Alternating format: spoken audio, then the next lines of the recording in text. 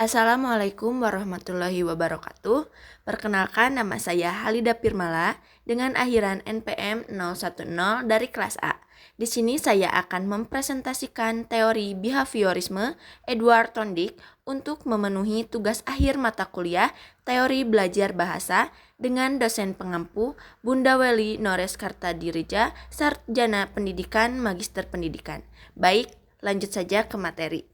Teori behavioristik adalah teori yang mempelajari perilaku manusia. Perspektif behavioral berfokus pada peran dalam belajar, menjelaskan tingkah laku manusia, dan terjadi melalui rangsangan berdasarkan stimulus yang menimbulkan hubungan perilaku reaktif atau respon. Hukum-hukum mekanistik. Asumsi dasar mengenai tingkah laku menurut teori ini adalah bahwa tingkah laku sepenuhnya ditentukan oleh aturan, bisa diramalkan dan bisa ditentukan. Menurut teori ini, seseorang terlibat dalam tingkah laku tertentu karena mereka telah mempelajarinya. Melalui pengalaman-pengalaman terdahulu, menghubungkan tingkah laku tersebut dengan hadiah atau reward, stimulan tidak lain adalah lingkungan belajar anak, baik yang internal maupun eksternal yang menjadi penyebab belajar. Sedangkan respon adalah akibat atau dampak berupa reaksi fisik terhadap stimulans. Edward Lee Thorndike adalah seorang psikolog terkemuka di Amerika Serikat yang menghabiskan hampir seluruh karirnya di Teacher College, Columbia University. Teori pembelajaran Thorndike biasanya dikenal dengan teori koneksionisme. Thorndike berpendapat bahwa yang menjadi dasar belajar itu adalah asosiasi antara panca indera dengan impuls untuk bertindak. Asosiasi yang demikian itu disebut connection atau bond atau koneksi. Hal itulah yang menjadikan lebih kuat atau lebih lemah dalam terbentuknya pembelajaran atau hilangnya kebiasaan-kebiasaan. Karena prinsipnya yang demikian itu, teori Thorndike disebut dengan teori connection atau bond psikolog. Pembelajaran dengan cara trial and error. Thorndike menyatakan pandangan bahwa tipe pembelajaran yang paling fundamental adalah pembentukan asosiasi-asosiasi atau koneksi-koneksi antara pengalaman inderawi, persepsi terhadap stimulus atau peristiwa, dan impuls-impuls saraf atau respon-respon yang memberikan manifestasinya dalam bentuk perilaku.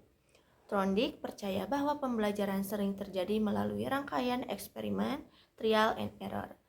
Thorndike mulai mempelajari dengan serangkaian eksperimen yang dilakukannya terhadap hewan. Hewan-hewan yang berada dalam situasi yang bermasalah mencoba untuk mencapai tujuannya. Misalnya, mendapatkan makanan sampai ke tempat yang dituju. Makin sering mereka membuat respon terhadap suatu stimulus, maka semakin kuat juga respon tersebut menjadi terkoneksi dengan stimulus tersebut. Dalam sebuah situasi eksperimen tipikal, seekor kucing ditempatkan dalam sebuah kandang.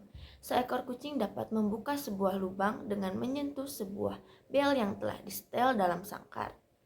Setelah melakukan rangkaian respon acak, kucing pada akhirnya dapat keluar dengan membuat respon yang dapat membuka pintu keluar tersebut.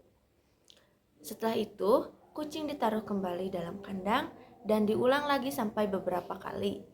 Mula-mula, kucing tersebut mengeong, mencakar, melompat, dan berlari-larian, namun gagal membuka pintu untuk memperoleh makanan yang ada di depannya. Akhirnya, entah bagaimana, secara kebetulan, kucing itu berhasil menekan atau menyentuh tombol yang disetting sehingga terbukalah pintu sangkar tersebut.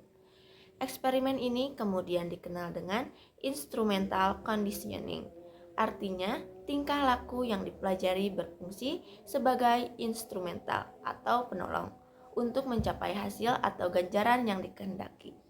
Berdasarkan eksperimen di atas, Thorndike menyimpulkan bahwa belajar adalah hubungan antara stimulus dan respon.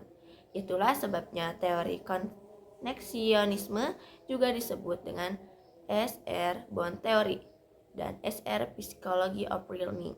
Dari hasil penelitiannya, Thorndike menyimpulkan bahwa respon untuk keluar kandang secara bertahap diasosiasikan dengan suatu situasi yang menampilkan stimulus dalam suatu proses coba-coba atau trial and error.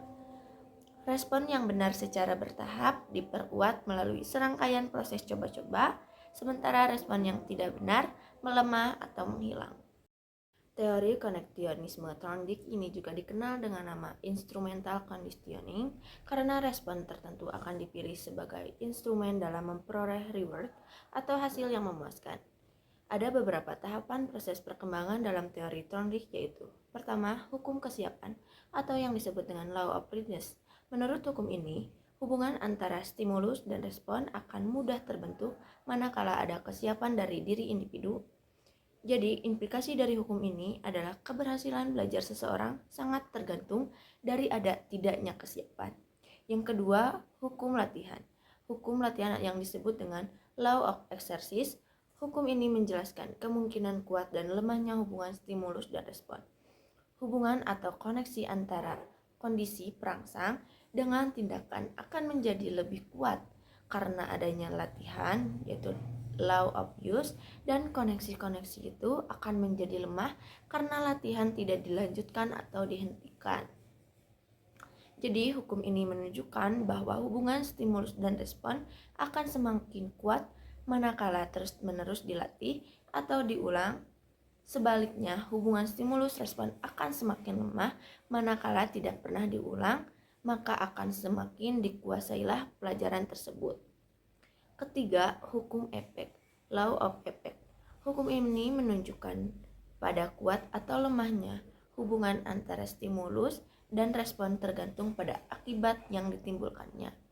Apabila respon yang diberikan seseorang mendatangkan kesenangan, maka respon tersebut akan dipertahankan atau diulang. Sebaliknya, apabila respon yang diberikan mendatangkan atau diikuti oleh akibat yang tidak mengenakan, maka respon tersebut akan dihentikan dan tidak akan diulangi lagi.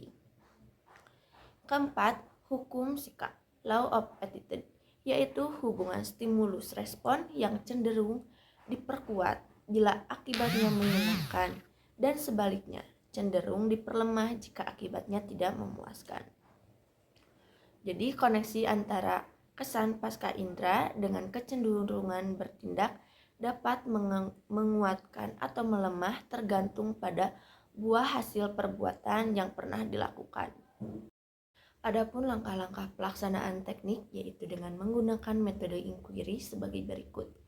Yang pertama yaitu tahap persiapan, yaitu persiapan ruangan tempat belajar yang nyaman dan variatif sehingga peserta didik tidak merasa jenuh. Tentukan tujuan yang akan dicapai dalam pembelajaran, perhatikan perbedaan individual dan kelompok. Persiapkan alat dan bahan yang akan digunakan yang dapat menunjang motivasi siswa untuk melaksanakan proses belajar. Yang kedua, tahap pelaksanaan. Guru memperlihatkan gambar secara individual atau kelompok.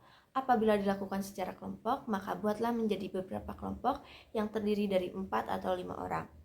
Selama belajar itu berlangsung, perhatikan minat, keseriusan, ketekunan, keaktifan, kerjasamanya dalam mengamati dan merespon gambar yang diperhatikannya. Teliti kesukaran yang dialami siswa, serta mengadakan variasi belajar sehingga timbul respon yang berbeda untuk peningkatan dan penyempurnaan kecakapan atau keterampilan berbahasa, baik keterampilan berbicara, menulis, serta menyimak. Yang ketiga, tahap penilaian. Selama pembelajaran berlangsung, guru melakukan koreksi dan penilaian terhadap proses pelaksanaan pembelajaran, baik dari kerjasama, keaktifan siswa dalam melaksanakan belajar, serta hasil kerjasama siswa. Berilah reward yang berupa hadiah atau pujian bagi siswa atau kelompok yang berprestasi. Jadi pada teori behavioristik, hal yang penting dalam belajar adalah membuat input yang berupa stimulus dan output yang berupa respon. Stimulus adalah apa yang diberikan guru kepada siswa, sedangkan respon berupa reaksi atau tanggapan siswa terhadap stimulus yang diberikan oleh guru tersebut. Proses yang terjadi antara stimulus dan respon tidak penting untuk diperhatikan karena tidak dapat diamati dan tidak dapat diukur. Yang dapat diamati hanyalah perubahan yang ditampilkan dalam bentuk tindakan. Dari keempat hukum yang ditawarkan oleh Thorndike, semuanya dapat diaplikasikan dalam proses pembelajaran dengan melibatkan siswa untuk mengkonstruksi pikirannya sebagai respon atau stimulus yang diberikan oleh pendidik. Sekian presentasi yang bisa saya sampaikan. Wassalamualaikum warahmatullahi wabarakatuh.